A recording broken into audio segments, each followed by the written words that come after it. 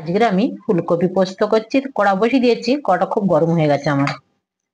কড়াই তেল দিয়ে দিলাম, কালো জিরে দিয়ে দেবো, দিয়ে ফুলকপি আর আলুটাকে কেটে ধুয়ে রেখেছি এখানে ভালো করে ভেজে নেবো। তারপর আমি পোস্ত বেটে দিয়ে দেবো। এটা এখন ধীরে ধীরে হবে। এখন শীতের ফুলকপি তো খুব ভালো হয় পোস্ত। সবসময় তো আমরা একঘেয়ে রান্না করি। আলু ফুলকপি, কোথায় আলু শুকনো, ফুলকপিটা দিয়ে দিলাম। আলু আর ফুলকপি একসাথেই ভেজে নিচ্ছি। এখানে আমি একটু হলুদ দিয়ে দিচ্ছি ফুলকপির মধ্যে, আর একটু নুন দিয়ে দেবো, দিয়ে আরো 3-4 মিনিট ভালো করে ভেজে নেবো, লাল লাল হবে। তারপরে গিয়ে পোস্তটা দেবো।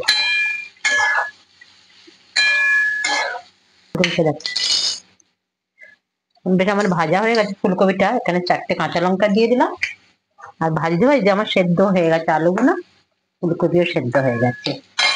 এবার আমি এই পোস্তটা দিয়ে দিলাম।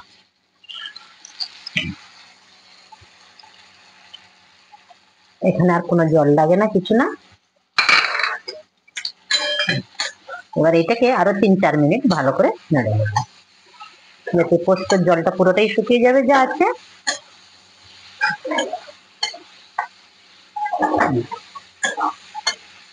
হয়ে গেল আমার ফুলকপি পোস্ত। আর এখন আমার বাজারে এত সস্তা তো ফুলকপি, 10 টাকা কিলো।